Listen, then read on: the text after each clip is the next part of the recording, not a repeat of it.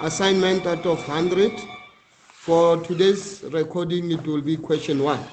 Now, when we look at question 1 there, you were asked to simplify the following, giving all answers with positive exponents when necessary.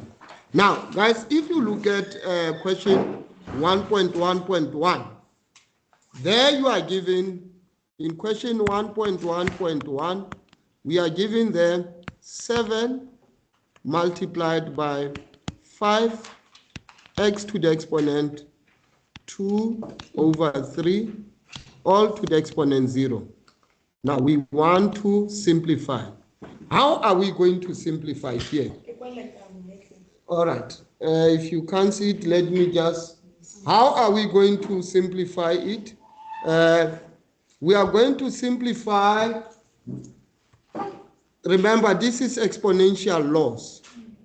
Any number to the exponent 0, we must remember, any number to the exponent 0 is 1. So what it means now is that this bracket to the exponent 0 is equals to 1. Therefore, this will be 7 multiplied by 1. And then what is 7 multiplied by 1? 7 multiplied by 1 is 7. So our final answer here is going to be 7. Now, that was 1.1.1. Let us all look at 1.1.2. If you look at 1.1.2 now, there you are given multiplication and division of fractions.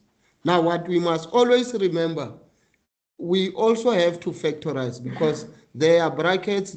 We have, if you look at the first fraction, you will factorize by taking out a common factor. Now, if you also look at, let me just write it down so that we can start to answer it, 1.1.2. There you are given 3a minus 3b all over 5a plus 2b. Then we have to divide it with a squared plus 5a, are we together, minus 6b squared all over 25a squared minus 4b squared. Are we together? Are you fine, my girl? Now, what must we do here, guys? Yes, you want to? Okay. What must be done now for us to simplify it? We have to now...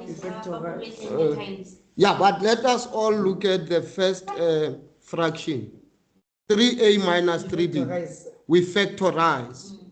That 3a minus 3b we factorize by taking out 3 as a common factor. What should be left inside the bracket? A minus b. Then down there, there's nothing you can do. There is no common factor. It's 5a plus 2b. 5a plus 2b divided by, let us leave division as it is. Now look at this fraction here. If you look at the denominator, 25a squared minus 4b squared, that one is a difference of 2 squared. So you have 5a, so we must have plus, minus, so it's 2b. Now let's look at a squared plus 5a minus 6b squared. Now what we must, let's just check it, maybe I'm missing something. It's not 5a, it's 5ab. So I'm missing a there. So if you factorize this trinomial, what we are going to do now, for a squared, we will write a, so that a times a can give us a squared. Now we are looking at 6b squared.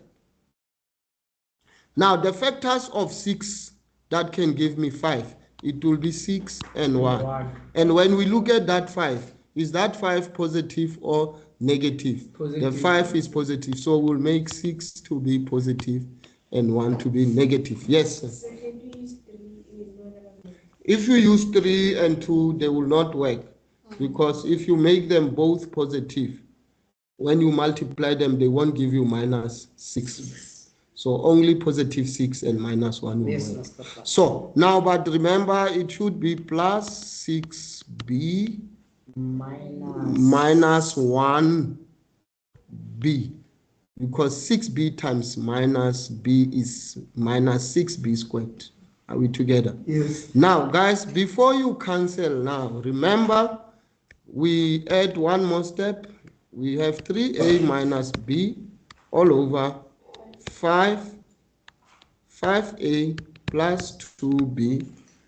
And then we are going to change division to multiplication. When you change division to multiplication, this fraction, what was the denominator becomes the numerator.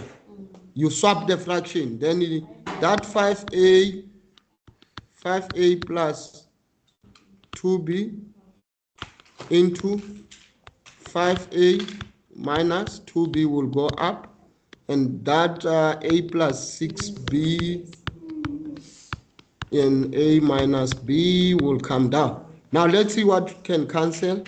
Let me look for a different color here. Let me take this one. One will see that this 5a plus 2b will cancel with 5a plus 2b. And then we will also see this one here. A minus b will cancel out with a minus b. Then when we look at our terms there, we left here with 3 into,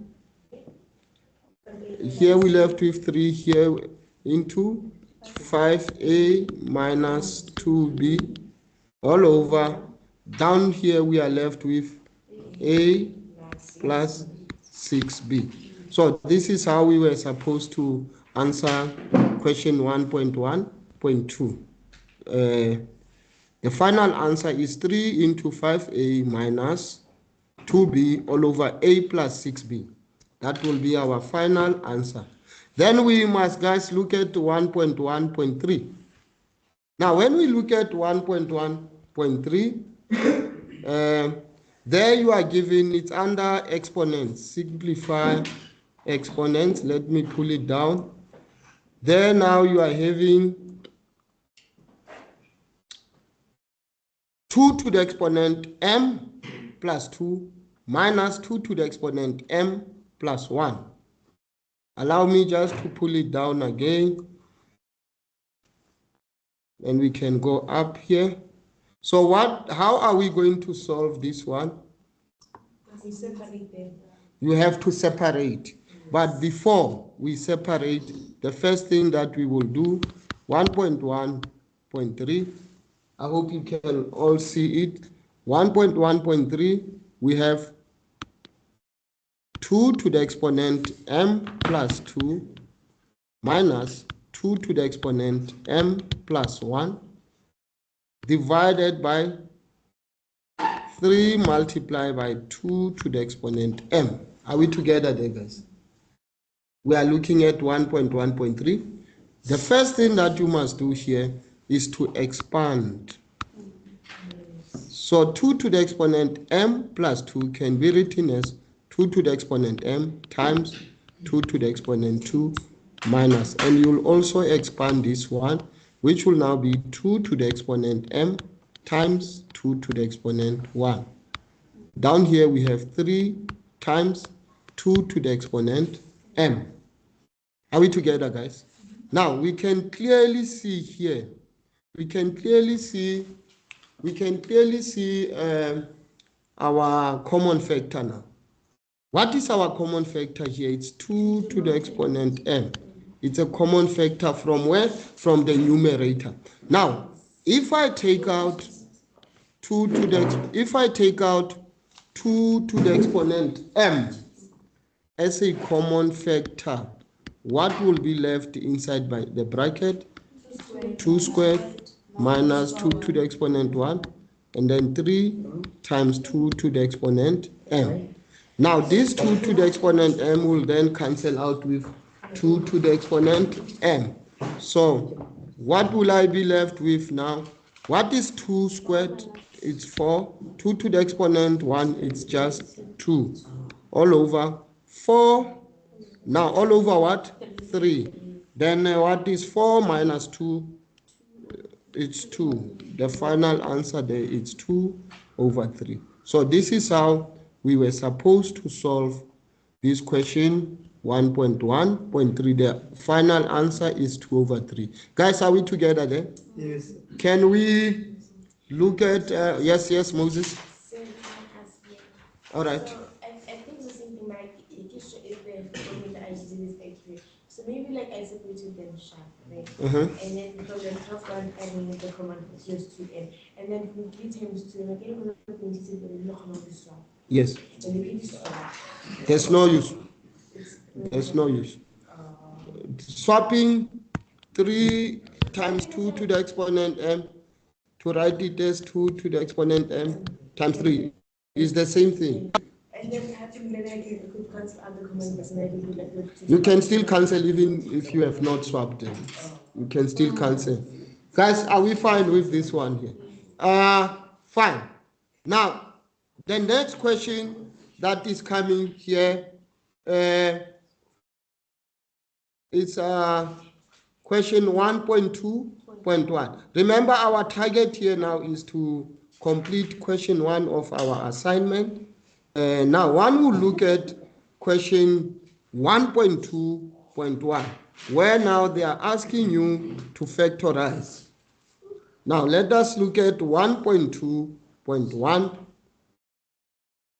Now, guys, if we look at 1.2.1 there, you are given difference of 2 cubes. Let me just, you see, it's x cubed plus 27. But because of plus, it's not a difference. It's a sum of 2 cubes. Allow me just to write it below here. 1.2.1. There now I'm giving x cubed plus 27. Factorize. If you check your notes, you will get how to factorize a sum of 2 cubes and how to factorize difference of 2 cubes.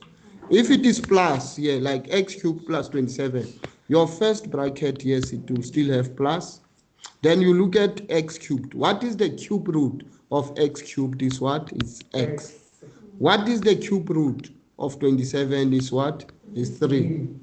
Now, to get the second bracket, you use this first bracket to get the second bracket. How do we use it? You take your x, you square it. When you square x, what do you get? X squared. After you multiply x with 3, what is x? Yeah. What is x times 3? 3x. And multiply by negative, it becomes minus 3x. The rule, that is the rule. You multiply by negative after you have multiplied the 2 terms. Then after, what should I do? Lastly, you square the last term. When you square 3, what do we get? You get plus 9. So we need to know the rule of how to, yes, ma'am. Minus. If, say for example, if I had difference of 2 cubes, if it was x cubed maybe minus 27, then it's not sum of 2 cubes, it's what? Difference of 2 cubes. How are we going to solve it? Remember, you first get the first bracket, then it's minus, you take it as minus. Then you take the cube root of x cubed, what do you get? Cube root of x cubed is x. Then the cube root of 27 is 3. Then from there you use this first bracket to get the second bracket. So you, yes. So actually the signs again because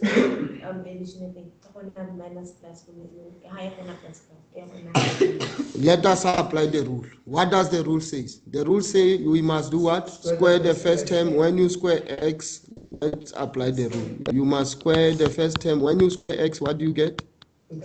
X squared. That's the first term.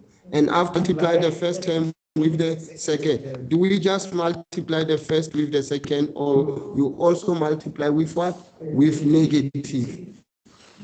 Then it will end up being x times minus 3 is minus 3x times that negative. It becomes positive 3x. So we get positive 3x. Lastly, what does the rule tells me? Lastly, the rule tells me to square the last term, and the last term is minus 3. When you square a negative number, what will you get now? Minus 3 times minus 3, it results into positive 9. You see, if it was difference of 2 squared, the result will be x minus 3 into x squared plus 3x plus 9. Guys, have you captured this 1.2.1? Have we captured? Yes. Now we are going to look at 1.2.2. Can we all look at 1.2.2? If you look at 1.2.2, then now we are given factorization by grouping. 1.2.2, which is this one here, we are going to, if I look at 1.2.2, already between these two terms, there is a common factor. And between these two, also there is a common factor. So they are grouped already. Are we together?